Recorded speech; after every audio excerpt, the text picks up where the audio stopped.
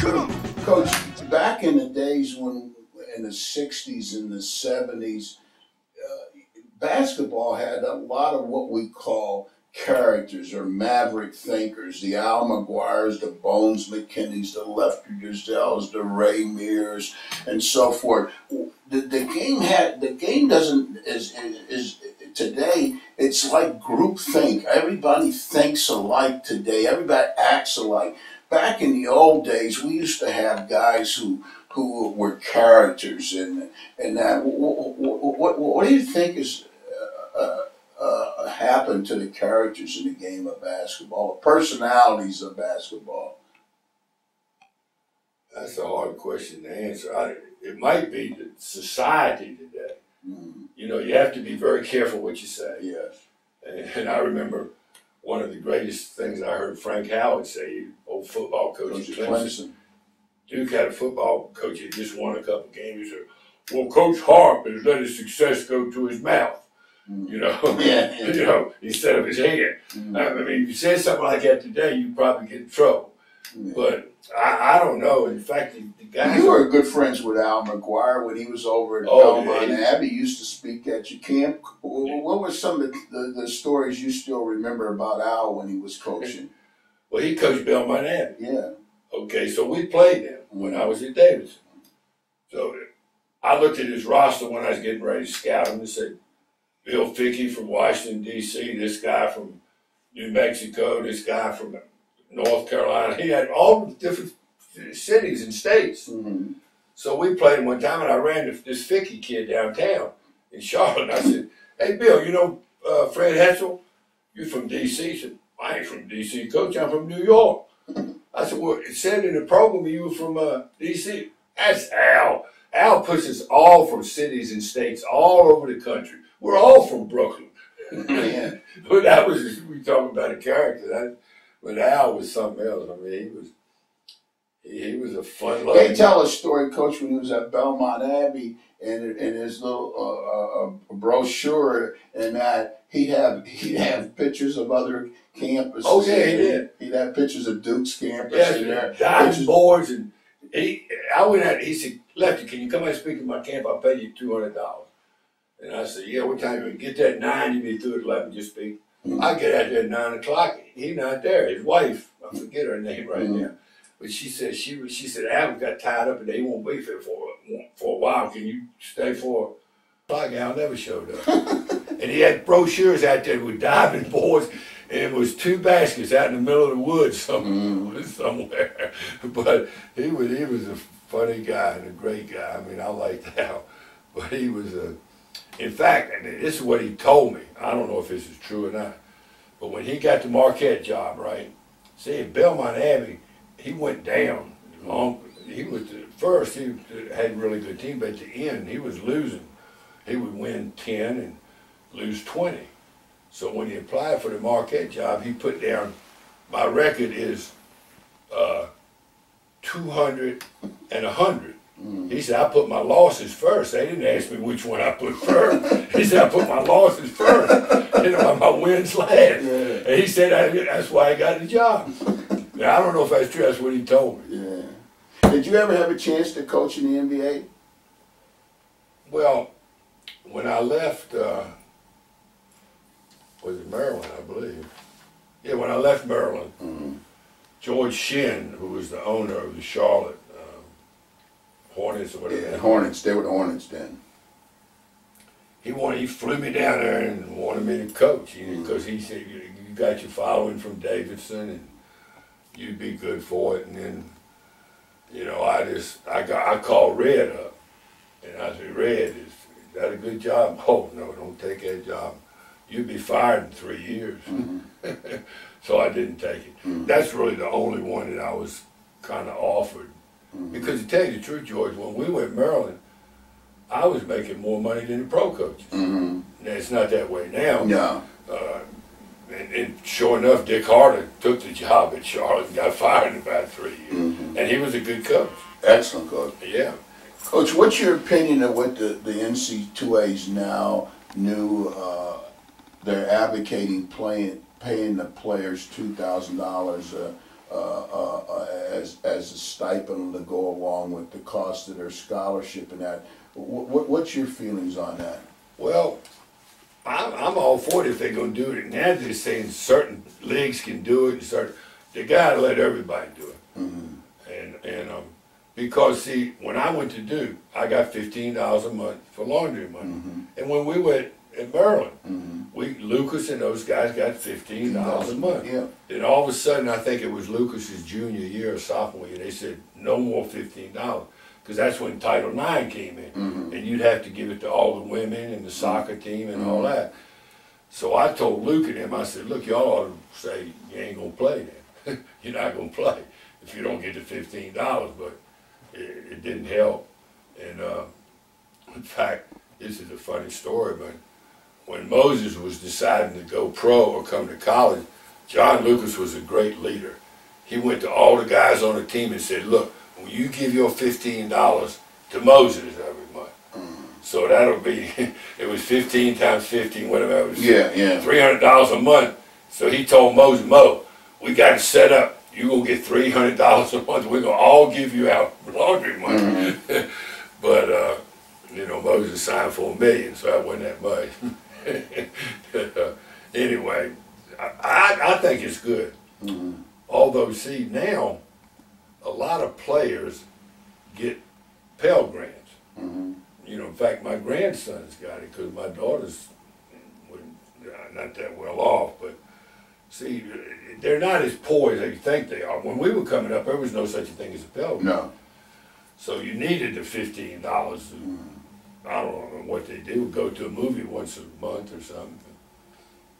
Coach, I think it's not a bad idea, but it's not a. I don't. Are they going to have to do it for all the sports? Oh yeah, I think you're gonna. You know, with Title IX, you're obviously gonna have to do it across the road. It'll cost you a lot of money. Now, read somewhere like Chuck's at the Citadel.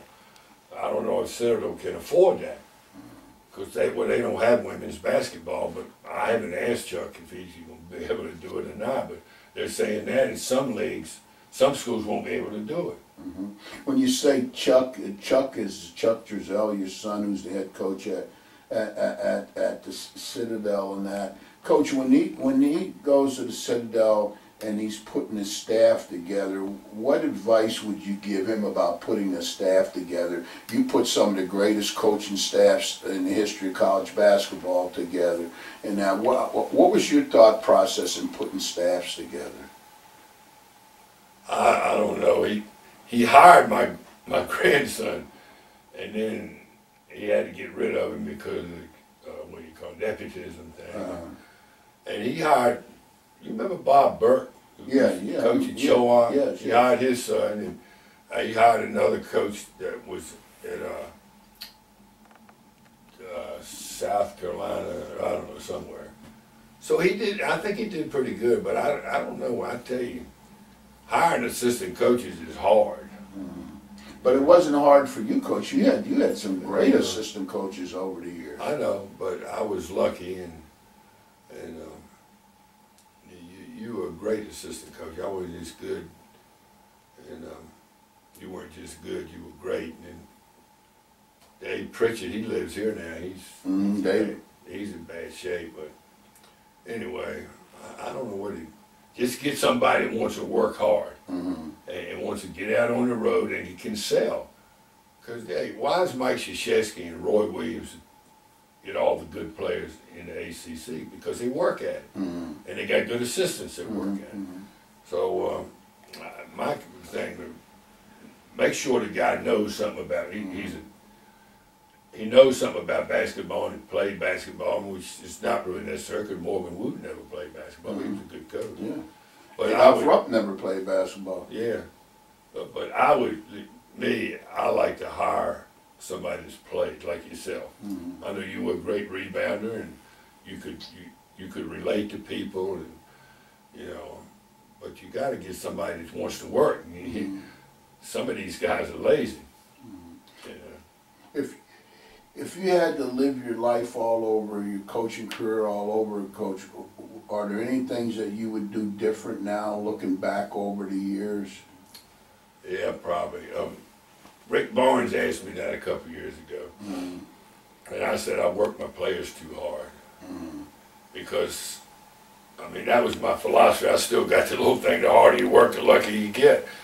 And I felt like my team was going to be in better shape than yours. We're going to outwork you. We're going to have, you and I used to go out and scout. We scout North Carolina 5 or 6 times. So we knew who their girlfriends were. But sometimes I think I wore my team out. I've seen some players at Davidson and written back, like playing for me, said, Coach Driesell ran the first practice like it was for the national championship. And I pushed them too hard sometimes, you know. And the reason I say that, I didn't know it at the time, but I was on a trip with John Havlicek one time, and I said, John, why how'd y'all win all those the NBA championships? He said, you know why, Coach? We practice 1 hour a day. Red said, look, once I teach you our offense and how we're going to handle pick and roll and this and that, well, why I have to work on that every day? You know how to do it. So we practice an hour a day. Everybody else was practicing 2, 3, 4 hours a day. And then, you know, I remember John Thompson. He never started basketball practice till November the 1st. We could start October. Do you remember that? I think the year he won the national championship, he started November the 1st. Because he said, I don't need all that time to get ready to play.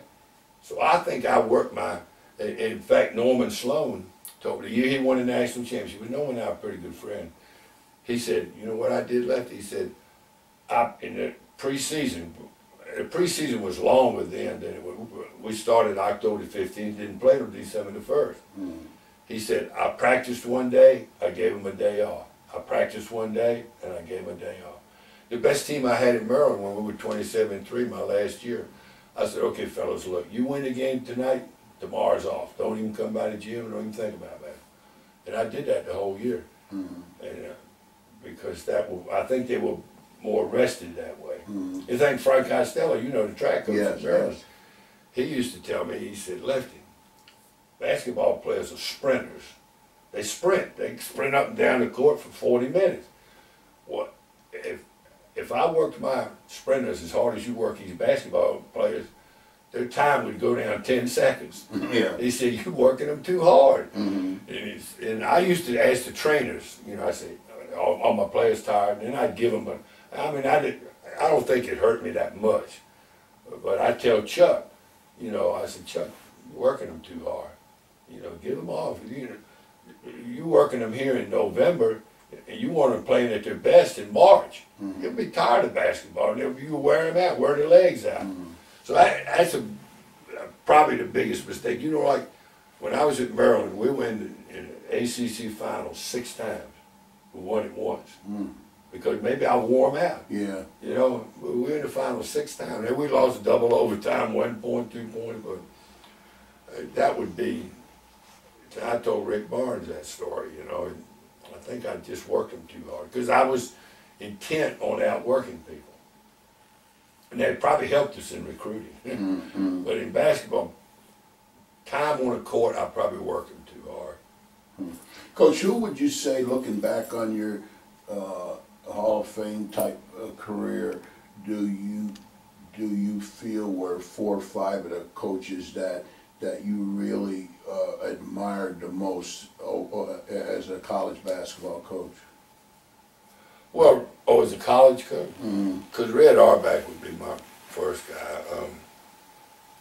John Wooden has got to be everybody's. You know, the guy won all those national championships. He's a good Christian man. And, I mean, every time I got around him, I loved talking. One thing he taught me that I never played intentionally, even when you were with me, you know, we go play on the road, and you go in and you tape guys, and they throw the tape on the floor, and they throw oranges on the floor and towels. And John Wooden said, no, when I leave a visiting team, my locker room's cleaner than it was when I got there. So I started doing that.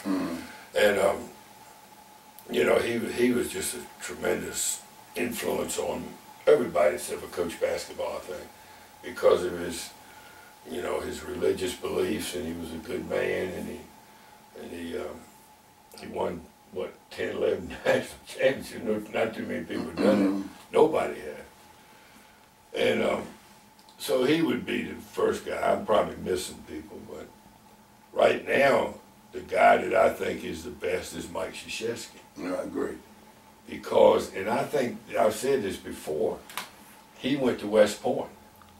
So at West Point, you learn leadership. Just like I tell Chuck, you ought to tell the guys you're recruiting, you come here, you're going to learn leadership. I mean, Mike learned how to lead guys in the battle to get killed. Mm-hmm. You know, hey, brother, if you don't do this, you're going to get killed. Mm-hmm. And I think he's probably more of a, and I've been to some of his practices, and I've never been in a game, in pre-game or post-game, but I would imagine he's a great motivator. Mm-hmm. You know, probably more so than a teacher, mm-hmm. because of what he learned at West Point.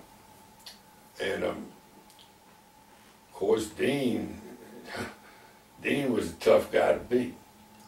I mean, he was, you know, he was smart, and he was a good guy too. That you know, had good high morals, and as far as I know, anyway. And in fact, I've told Chuck, be like Dean, because he had great rapport with the press, and with his players liked him, and players come back there. And in fact, I went to a game last year. D.G. Martin, I told you, was the vice president there. He's retired now, but his dad's the one that hired me at Davidson. And, you know, they have a big TV screen up there, and they go back to Billy Cunningham, shows a picture of him. He's saying, I'm Carolina Tar Heel for life. I love North Carolina.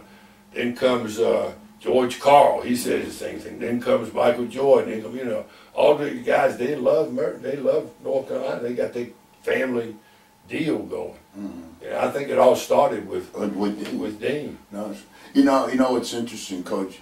You and I say Dean, but one of the things I always felt to this day that was a great indicator of how he connected with his players. I've never heard a Carolina player ever call him Dean. They always, to this day, as you know, I run Michael Jordan's basketball camp for the last 19 years. I've never heard a Carolina player say Dean. Always Coach Smith. Always Coach Smith. And he was the standard bearer for a lot of things over the years. The coaches, the ACC coaches, a lot of these things that happen today found their origin in the ACC conference. Yeah. In fact, Dean was one. I don't know if I guess he did this on purpose, but he always called guys by their first name, like Charlie Scott. Yeah. He didn't call him Charlie, he called him Charles. Charles, yes. Charles. And you know, whatever the guy's name was, he called him by his proper name. Proper name. I never did that. I called him. You know. Dean would never call him by their nickname or anything. No, he always called him by their proper name. So he was, you know, somebody that was great for basketball. Yeah. And I didn't, you know, the coaches in the ACC, we used to tease him and act like we didn't like him. And in fact, I called Linnea, his wife, about 3 days ago. Mm-hmm. And I said, can Dean come to you? I called him about every month or so. And, yeah, I know he's going through some Can he come to the phone and say he wouldn't know who you were? Mm-hmm. Unless he's looking at you. He said, there, he can see you. He basically knows who you are. But it's sad the way what's happened to him. Coach, let's end on this. When many years from now, when they close the curtain on your life, how do you want to be remembered as Charles Lefty Driesell? How do you want people, not just in coaching, but just people to remember you? I don't know, George. Remember me. Hopefully, as a good Christian man. And, you know, I go to church every Sunday, and that doesn't make you a Christian, but yes. I am. And my wife is a strong Christian lady. I know that for a fact. And I want them to know that, you know, that I was a good person and that I didn't cheat in recruiting. I never, you know that. I mean, we outworked them, but we didn't cheat. Right. Now, I'm not saying everybody cheats, but there have been a few, I guess, that do or did. But, you know, I don't know. I just plain old Lefty. I guess I never tried to put on airs. You know, I was an honors student my senior year at Duke. I have a master's degree from William & Murray. I'm in a Kappa Delta Phi, whatever, honorary fraternity at William Mary, and so I'm educated, but I don't put on like that. I mean, I'm just a country guy, you know, that loves basketball. I still do. I have to get on my wife sometimes. She said, "Why don't you leave Chuck alone? Why don't you leave Chuck alone?" Because I'm telling him what to do. I said, "Look, basketball is my life. It has been since I was in the second grade, so I'm going to tell him what I think." I said, she said, "Well, you tell him too much. Let him do his own thing." Yeah. I said, "Well," and I think Chuck gets mad at me sometimes when I tell him what to do. But I'm just a basketball flunky, you know, basketball Jones. That's really all I know about it. I mean, but I love basketball. It's been good to me, you know. I've made a good living, and I mean, I have a wonderful wife. We'll be married 60 years in December the 14th. Wow. So I've had a wonderful wife, and I've had 4 wonderful children. My daughter, I don't know if you know this, but Pam, my daughter, is a Presbyterian minister at a big church. It's the second largest Presbyterian church in the state of Georgia. It's got 3,500 members. Wow. I mean, she lives in a house about as big, in a manse about as big as this apartment. I mean, she's good too. I'll give you one of her sermons to take home and listen to it. I've known your children since they were little toddlers, and you've done an amazing job. And you know, Chuck wants to coach. He got him a tough job. I told him not to take that job, but he just said, "Look, I'm ready to be a head coach. I want to be a head coach." And I said, "Well, you got your job cut out for you recruiting and sending them." But like I told him, I said, "You got to sell the mothers, because a lot of kids nowadays need discipline." It's like Bobby Ross. I asked Bobby one time, "What's the best job you ever had in coaching?" He coached in the Super Bowl. Yeah. He said, "West Point." I said, "Why you say that?" Because I knew my players were in bed every night at 11 o'clock. They couldn't get out. They lock them in. And a lot of kids nowadays need that. Yeah. And so, you know, my youngest daughter lives in, her husband works for UPS, and I was just down my beach house with I got a little grandson now that's a year and a half old. and one of them is 7 and one of them is 5. So I've had wonderful grandchildren and children, and Patty, my oldest daughter, lives in Atlanta. She's a nutritionist. And so, I mean, I've had a wonderful life, and I have a great wife. I mean, she's the best. Yeah. You know? The one thing I want to close on, Coach, is that if there's anybody that I know in all the years I've been around basketball that should be in the Basketball Hall of Fame, it's you. I look at you, Ray Mears, the old Tennessee coach, and Jerry Tarkanian are 3 people that it's mind-boggling to me that you guys are not in the Hall of Fame. And I want to say this publicly, that I'm going to do everything I can to try to see that you get into the Hall of Fame. I think it's an absolute injustice that you and Tark and Ray Mears are not in the Basketball Hall of Fame. The things that you guys have given to the game, and people don't really understand the tremendous contributions that you've made to the game of basketball. And so I'm going to take it on as a task to tell the story of what you guys have meant to basketball, and particularly what you've meant to the game of basketball, and what you've meant to the players and the assistant coaches that you've had over the years. Because to me, it's just criminal that you're not in the Hall of Fame. I know for you, you can't beat your own horn, but I'll beat it for you, because I think you've got every requirement that anybody that's already in the Hall of Fame has, and in a lot of cases, your record exceeds people that are already in the Hall of Fame. Well, you know, this really was a compliment somebody paid me last year at the Final Four, and it really hit me hard. And I never thought of this, but Bo Ryan, you know, from Wisconsin. Yes. I was getting on the elevator. He said, "Lefty, I want to thank you." I said, "Thank me for what? What have I done?" I said, "I haven't done anything."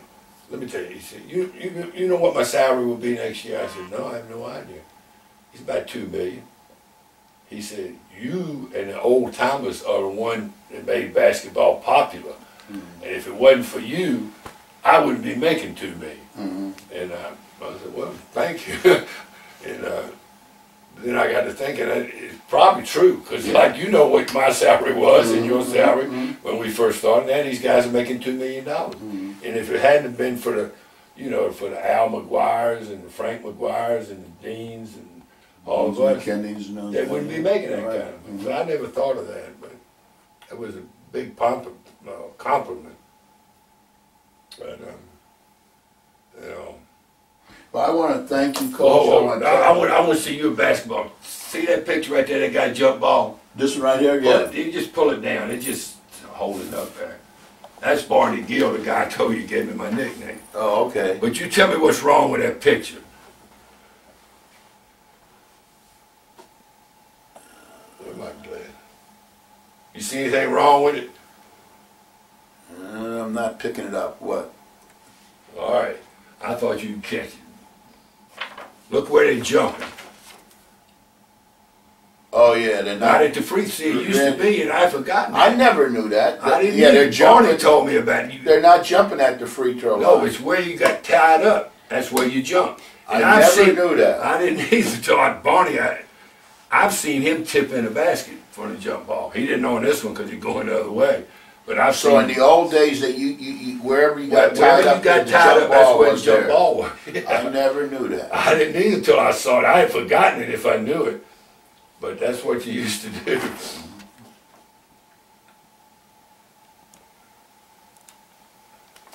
Wow. I learned something new about the game. Here, 75 years old. It's the old story. They say if you let yourself do it, you can learn something new every day about the game. I learned something new today. That was worth the trip just to learn that. Well, you want to make a copy? I'll make you a copy of that if you want to make a copy. Now, I'm going to remember that. I'm going to use that story. But I'll make a copy on my copying sheet. Okay. See how many people catch you. I've had a couple people say, yeah, you're not jumping at the free throw line. Yeah. Thanks, Coach. All right, thank you, Good man.